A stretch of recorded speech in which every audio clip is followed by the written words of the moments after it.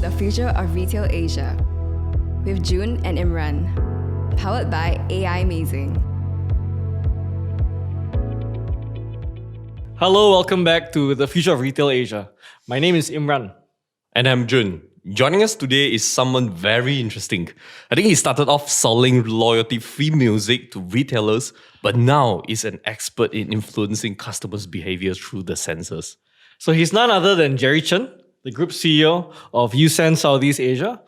Jerry started off in 2009 with Express in Music, a music crowdsourcing platform for jingles and voiceovers. And then the business expanded to providing background music and other services for retailers, F&B, and malls around Southeast Asia and APAC. Welcome, Jerry. Hey, thanks for having me here. Yeah.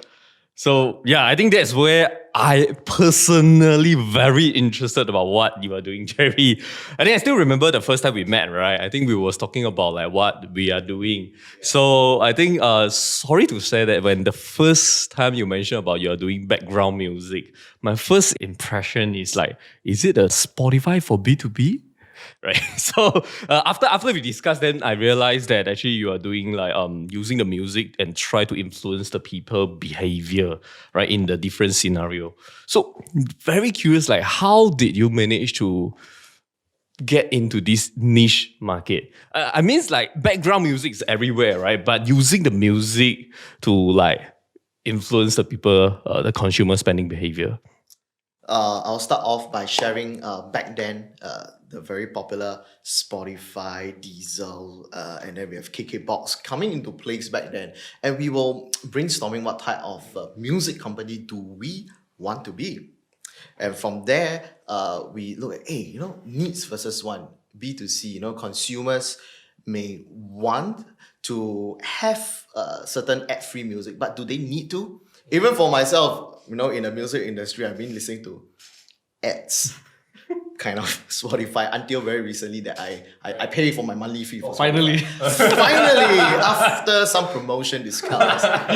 So then we understand that we cannot fight the big boys like the Spotify, the Deezer, the KK, and therefore we actually look into who else need to have music and what's the pain point that they have. Then we focus on non-consumers, which is the B2B commercial part of things. And that's where the F&B, the retailers, the shopping malls, hotels that need to have music curated ads-free. Yeah. So that's where I went into this business. And then from there, we actually grow exponentially. Yeah. Awesome. So like when you're growing, you shared a lot of stories with us before this actual conversation. So you actually shared that in the malls you play different music at different locations, in the corridor versus the toilet, and even in the car parks. You play music to make it safer there, even, right? Could you share with us the thinking or the practical theory behind the customer psychology here? Right. So every single part of the mall, also the shopping mall is big, right? So every part of it is very different. People go to toilet for purpose, and we go car park for another purpose. Corridor at certain parts, certain levels. They're all segmentized. Yep. So they're already being categorized in our mind, in a way. So example, when you mentioned about car park earlier on, what's the purpose of having a background music? There can be a few. One of which some of the research paper has shown it is for the safety, for security purpose, giving you the sense of security. So in the Maslow hierarchy of needs, that is one of the most basic. So there is a science that shows if you have empty spaces that's too quiet, you will be paranoid. You don't feel safe. You look around. Right. Is there somebody going to attack me from out of nowhere? You watch too many of this type of dramas, TV show, crimes happening, robbery and such. Yeah. It could happen to you because that's where the mind starts to wander. Yeah. But when we have music that fills that void, that space, we are able to see how we are able, in terms of psychologically, calm ourselves down subconsciously. And then we feel safe. Once we feel safe, this mall is associated, for example, to being like a place that I would go to. Right. So you talk about security, right? And I wanted to elaborate on that. So is it possible to use the music to actually then activate the wants, right? So security is basic, but now it's like I want stuff, right? I want to feel comfortable. I want to look or feel a certain way, right? So how does that activate that need or that desire to spend? So when we talk about more than just music as part of our sensory perception, Right. from your sight in terms of the mood, lighting, warm lighting, bright, it can enhance certain type of perception. Right. And when we have our meals at certain Western restaurants, and then you say, hey, this place, like, kind of like cheap, like, wow, because the utensils are kind of light. Yeah. It's not heavy enough, but cheap, and then I pay so much. Not worth it, lah. Right, People say, right, bo hua, right. hey. Yeah. So it's all part of that perception that we create. What type of music and beyond? Something say, pop song, because it's what people like to hear. But does that mean it suits your entire perception and feeling, the value that you want to create as an outlook to your targeted audience? I know a lot of businesses say, I want to hit the masses, anybody is the best. Right. But it is always that 20% that brings in that 80% of the profit margin. And that's where you look into that niche audience and create the ambience, from the specific background music to the mood lighting, digital signages, and even fragrances that we want to portray. To that you cannot make everybody 100% happy. There will be that few X percentage that will be like, I don't really like that place. Well, they are not your targeted audience then. Right. So look into that 20, that brings you the 80% profit margin.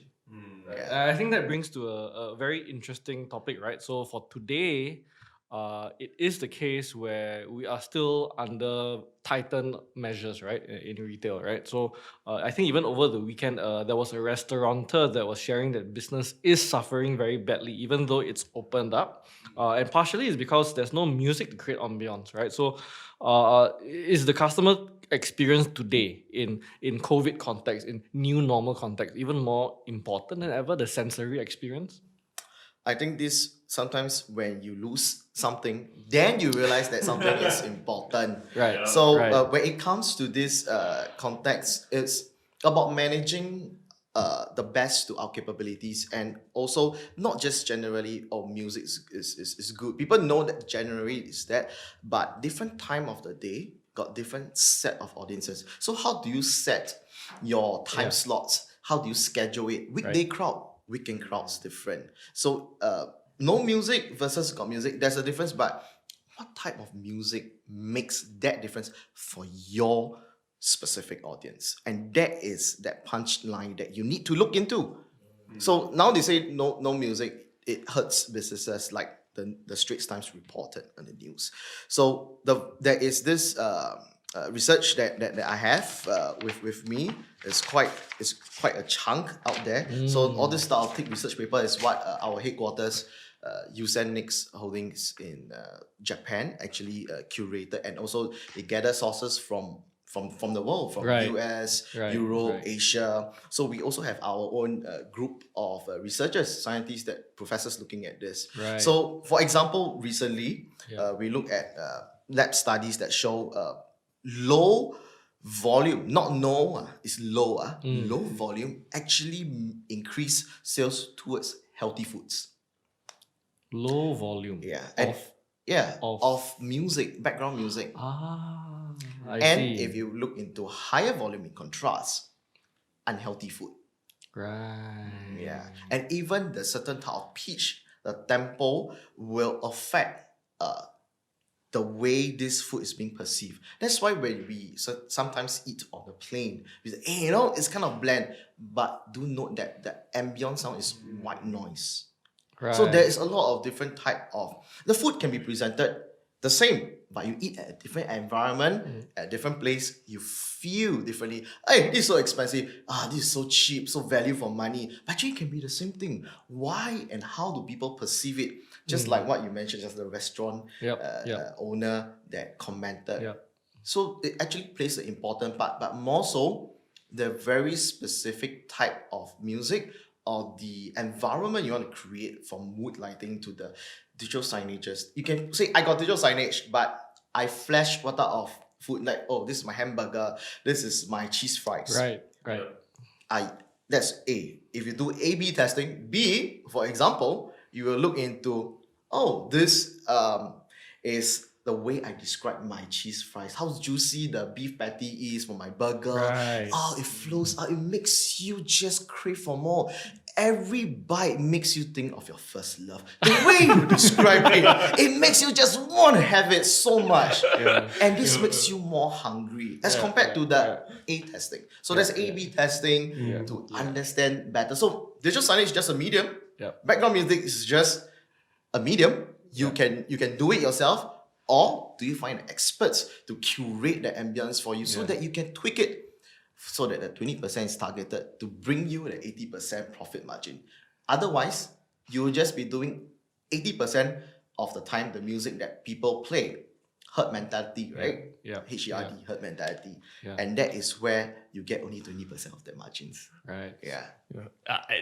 Interesting, right? I think in order to understand and implement the customer's psychology, just now I mentioned about the A/B testing, and then not only for F&B, I think also for the retail space, right? Supermarket. So we look at a lot of data today. Camera, maybe people counting system, a lot of IoT sensors, right? And here at Aimazing, we can paint a picture of the customer's transaction data, right? So do you think that Aimazing can help more to improve their customers' experience with the retail transactional data? I think that brings me to my memory in army days. My encik always say, you think, I think, who confirm? So every day, right, we want to do certain things, be it a shopping mall, in a retail outlet. And then we say, based on my experiences, based on what I believe it is, it's not based on true data. And that's why you get all these data sets in place so that you are able to analyze and push hypothetical analysis, hypotheses out there. You are able to do A/B testings in multiple sets to prove a point, and you do it with a purpose and objective. So that is how we are able to need the first step, the analysis the data came from, and then we will push out and roll. But without that, it's all about a guessing game. And then you think nobody can confirm it. Then you say, I should have, I could have. Too bad. So this is very important. And it's step one. If you don't have that, how are you going to do even step 2 or 3? Exactly. Right. So if we are able to go from that guessing game to the confirm game, from the no testing to A/B testing, how do you think we can merge, let's say, this whole idea of consumer sensory, consumer psychology, and with looking at retail transactional data, how do you think that malls and retailers can play to win now? Right. So let's say in a mall, we have different floors of F&B. And F&B itself is also, different types. Got the Western, got the atas one, the premium, got for the masses. So we need to understand the crowd dynamics, the personalities that are involved. When I go there, how do I, as a consumer, hope to be perceived as? Or is there a specific interest? Like, typically with data that's collected, you found out that, at a certain time of the day, there's a certain type of people that go to the cafe. There is a certain type of groups of people that go as a family, young family, multi-generational family and such. You go there for a different purpose. So you capture the trend through such data. And from there, we are able to say, okay, because of this data, I'm able to give you certain type of mood lighting, because warm lighting and the bright one, the white light, has a different type of feeling. Ambient music with a different type of voiceover that target, let's say, if we know ladies typically are more into white wine as compared to men, red wine, and it is also known that when groups of guys come together, 4 or 5 guys come together and they drink a tower of beer as compared to you trying to sell them 1 pint. the second pie, third pie. Right. It's not as lucrative. So if you know that guys in groups of 4 or 5 typically come down at 5:30 p.m. to 7:20 p.m., you can always have a certain type of promotion to upsell through voiceovers. And this with a system, SOP processes, you are able to set that in the right tone. And then at 7:21 p.m. onwards to closing at 10:30, for example, you set another type of ambient because you know who is already going to come. You cannot be very certain 100%, but you are able to get a high probability of who and what you want to target.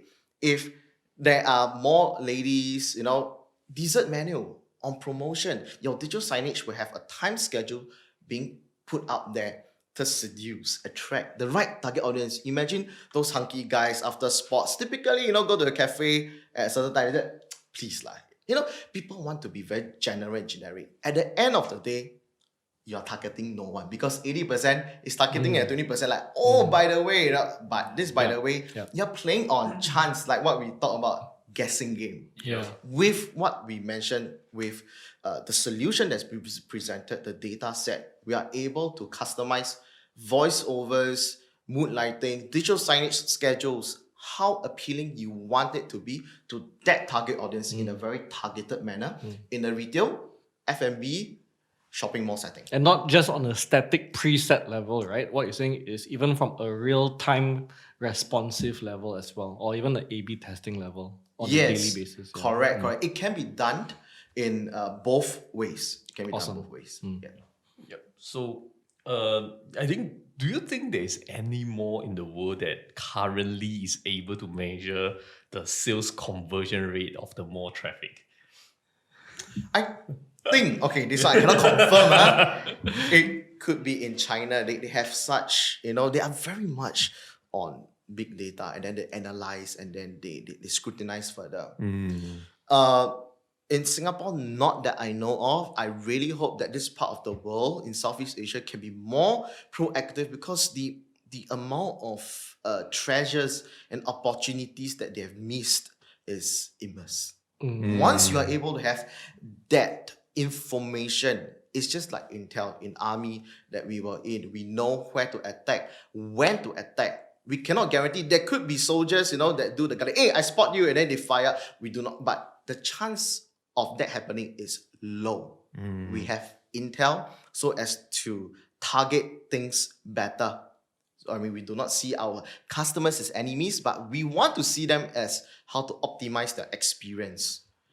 If you want to target everybody and anybody, then you are in a business for nobody. Yes, exactly. I think this is what we should and we could create the first offering together, right? Sure. Using the sound and the music background, and then immediately you can see the real-time sales conversion rate. Just an example, right? Yep. Yeah, and I think before this, we also were having quite a number of discussions leading up to this discussion today. You were talking about an idea of activating a physical retail ad network, right? So, what was your idea with this? If we're able to capture the retail data, what was this idea of an ad network that we can do together? Yeah. So currently we have almost all the supermarkets in Singapore. Right. We have petrol station. Yep. We have convenience stores, pharmacies in our network of clients for the BGM, background music, which have that function of scheduling in our advertisement. Right. So, example, we talk about SPCs versus ExxonMobil versus Shell. These are all petrol kiosks, but they are not similar when it comes to targeting very niche customers. Right. So it is understanding the niche customers from like Sheng Siong versus Fair Price versus How Much. Or even in this case whereby we talk about Fair Price. Fair Price already got their Cheers convenience, got the Fair Price, the normal ones. They got Finest and they got Extra. So these are all very, very different niches. They have different people who go to Extra. For example, in the ExxonMobil, they do it fast, grab and go. They know what they want. Or maybe it's just opportunistic. So the target messages from the voiceover at a certain time, at a certain day of the week, will be narrowed down to that audience. Right. So you have a better chance of activating them. But how do we know it? Once again, is from the data and not just the guesstimates. Right, Yeah. right. Where we could actually play that music or that ad all throughout the network, and we can actually measure how many SKUs are actually moved. For Yes. example, right? So that's very interesting. Yeah, in fact, I'd like to share an example from our head office in Right. Tokyo. There was this Christmas season back then, and they were selling log cakes. If I'm not wrong, it's about 120 stores in Tokyo, Japan, Right. or Japan island, countrywide. Right. So half of them, we did A/B testing. Voiceovers will stream in to promote Christmas log cakes. Right, The other half, no such promotions. right. Those that have promotions have an increase of more than 20% in sales. Out of which those people who buy, more than 90% did not claim that they consciously notice the voiceover, but they buy. Interesting. Why did they buy? Because we meet them too. Right. In that manner that we want to create that right ambient sound, Right. the right message. And when it feels right, it's just part of the experience. We are human beings that are very irrational. When it comes to retail therapy, when it Right, comes to right. food even. Right. No, we buy things and it's at the spur of the moment. It's that feeling Yes. that we always talk about. And so it is so subtle that this can only be connected with data, with the triggering mechanisms like the voiceovers, the digital signages, the fragrances, the scent, smell, that will bring you the results that you desire so that you can elevate that purchase decision. Right. So there's a lot of complex thinking and systems behind it, but in its best form, the customer thinks it's my own idea to buy. Exactly, Yes, right? the feeling, Yeah. you entice them with that Yeah. experience. I think very interesting, right? Because the past few episodes we are talking about, like the first is the data collection from the tenants for the GTO rental calculation. After that, we talked about loyalty program, how to provide a good user experience for a shopper to shop across the shopping mall. So today we actually bring in one more, essentially background music and sound to improve the shopper experience even in the mall, right? So I think just now I mentioned about the different petrol station that have a different target audience. So this also can implement to the different shopping mall, right? I believe that the CBD shopping mall would be very different from the neighborhood, and then how they can using a different background music or different sound to provide their shopper journey more smooth, or they have a better shopper experience. Are there any interesting local stories around that for the malls? Do you have? Too many.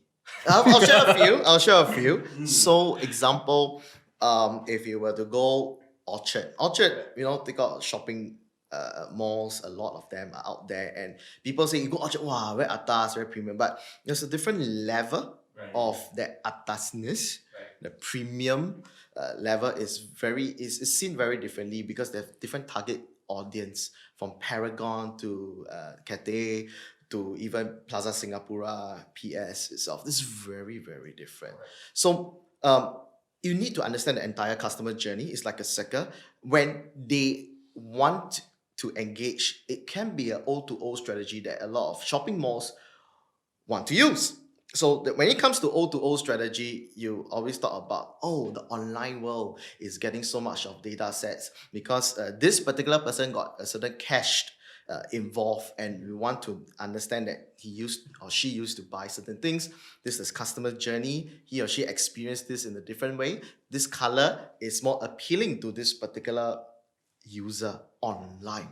So how is it being applied to on the offline world is also this entire customer journey, how you engage them from that beginning where you may not want to go into the shopping mall, but because of that fragrance, it lures you, it just brings you in. And when it brings you in, you just enter and then feel so relaxed because of a certain scent. Right. And when you walk in, there is voice over promotion targeted at you at that time at 2:30 p.m., where it seems that there is a 1-for-1 coffee break promotion. And it's only for that 1 hour, 2:30 p.m. to 3:30. And you're there at 3:25.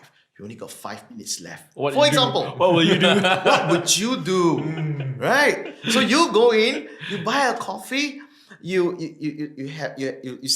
settle down, and it is said that during the lull period, in the afternoon, let's say 3 plus 4 o'clock, where there's not a lot of traffic and transaction going on. Yeah.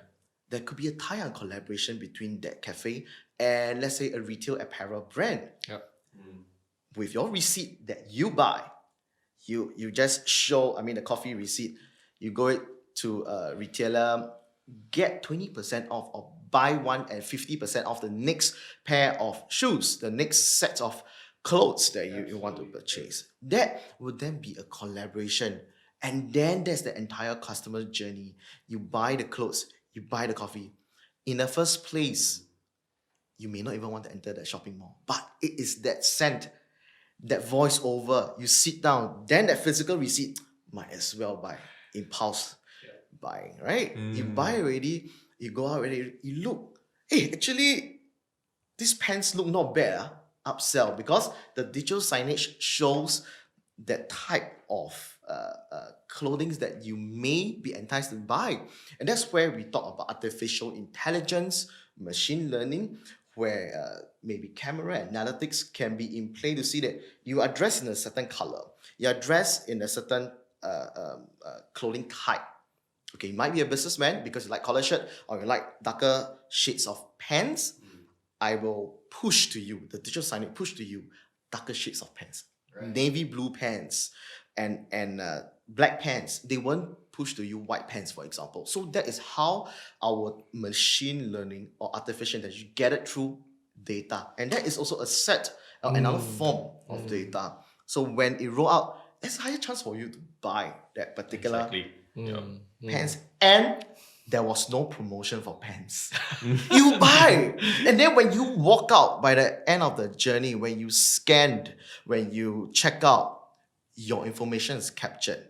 Right. This is where what we term as the online strategy we've always been using, capturing data, can be applied offline in a retail shopping mall, in a retail setting, F&B, all together encompassing this to know what is the dynamics, what's the movement of our audience, because it's always changing. Like with COVID times, lockdown, no lockdown, lockdown, how long?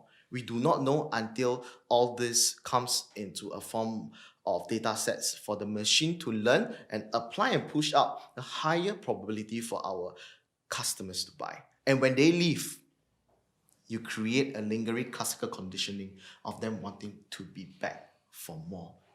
Yeah. It's very interesting because you touch upon the other layer of the ad network that we've been talking about with some of the others, which is the receipt transactional layer, right? Because there is the sensory layer you talked about, the voiceovers and the displays, and then there is the I purchased the coffee and then here's the next offer, which is the SKU of the pants or the clothing, which is that second layer, which is enabled on transactional data. So I think this is super interesting and I wish we could carry on, but we do have a few closing questions, right? So I think these are difficult times, and I think one of the things that people have to balance is, I have so many priorities, what do I do now? So if you had a mall manager in front of you today, what is the one piece of advice you have for him or her? And if you had a retail manager today, in front of you, what is the one piece of advice you have for him and her? So one piece of advice each. For the mall manager on the management level, I would really urge to focus on the bigger picture, be it your KPIs such as your profit margins, your revenue size, or your walk-in rates. What is that? You can never satisfy everybody because the ground level is saying that, example, I don't like this style of music. Certain person complain about the fragrance is smelly, things like that. But are you going to be, because of one person or a very small group that dislike certain things and you forsake the big picture? Right. Because you can never ever satisfy everybody and everyone. So for more manager level management, that is something that you need to have the data that solidly tell you that most people, majority, or this is the set that will give you the most optimum results. Yeah. And as for the ground level, is to get lots of feedback and because you're on the ground, you will be able to understand the customers in a very intimate manner. And that conversation flow, the entire service level, you have to feed such information back because management, the managers, they may not be able to see that what is happening on the ground. Yep. So with such information, just like any parts of data, it's good to be feedback to the management to take a more decisive decision on what is the best outcome that could possibly be achieved. Right. So on the retailer level, so we talked about malls, and on the retailer level, any piece of advice? We have been speaking about O2O for a very long time. Yep. So if the online world is able to do with the data captured from the cache, from the memories and such, and from the data of that user, so can we do it on the offline manner. Just like people say about our ad network, we actually look into how we want to poise ourselves as the offline Google for advertisement in the supermarkets, convenience store, and in the petrol stations. Yeah. So we want to provide the data through camera analytics and pushing out data or information to the right target audience. So once we have that ability to have open-mindedness of how such data, artificial intelligence, machine learning can be a form of condition so that the triggering mechanism can be automated from mood lighting, digital signage display, and even fragrance, because we do know what the personality is. So that scent, that smell, it encompasses the whole experience. A lot of people say that online is the way to go, e-commerce and commerce. I agree, and I also want to state that it's not as cheap as what people think it is. Competition is very, very strong. It is also very costly from the advertisement point of view. Absolutely. You have to push out a lot of e-commerce efforts. It's not that cheap as compared to your offline stores and the retail outlet. And offline, you have one biggest advantage: experience. Online cannot give you that physical feeling, that ambience. It is not able to give you receive things online like, how come my XS is actually the M size? Because we never know, right? Yeah, fitting different. The shoes or the clothes, the feeling, the texture, or the food that I order, it doesn't come across that is of my expectation. So offline have that capability, so make full use of it and don't become just like an online shop. Now this is my platform I display. Nah, you want it, you take it. Then might as well go online and buy, right? You already have that physical experience. So enhance it further with your fragrance, scent, your digital signage, your background music in a smart manner. Data, condition, trigger, set it as a schedule, and you will be able to optimize it further. Awesome. Yeah. Yep. So I think lastly, right, do you think retail is king? If not, how can it be king? I thought cash is king. King, queen, prince, princess is not for us so much to define. Each to his own perception of how we want to manage it. I think we look at it as a kingdom. It's a whole ecosystem where the retail needs to depend on the F&B. F&B needs to depend on the shopping malls system, how they walk, the pathway, all these type of things is all entire process, the customer journey.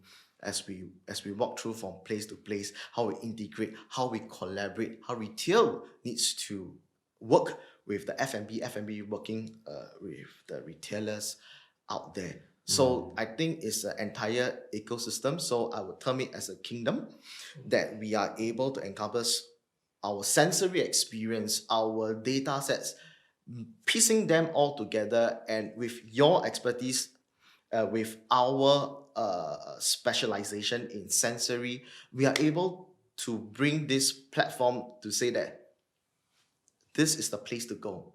Come to the kingdom, which is the mall, in that manner. Otherwise, people will just end up shopping online and then getting the wrong things, feeling frustrated. I'm trying to push physical retail offline shopping. That's why. It's very cool because we had some guests previously that said that we were the Google of offline retail. And I think it's just like you said, right? It's a kingdom with multiple ecosystems, and there will be a few players that kind of like putting together the pieces. And it's quite interesting, very, very nuanced picture that you're putting together about stepping back, seeing the big picture with the data. And I think that is all the time we have for today. Thanks so much, Jerry, for joining us today. Very insightful for all of us. Listeners, if you have any questions for Jerry, please reach out to us. You can actually comment on our post on LinkedIn. You can even tag Jerry, and I'm sure that if you have any questions for him, he will answer. So, Jerry, again, thank you so much. Thank you so much for having me here. Yeah, we're on LinkedIn, Facebook, Instagram, Spotify. Follow us, and we'll see you in the next episode. How will retail change post-pandemic? Download the Future of Retail white paper from our website, aimazing.co.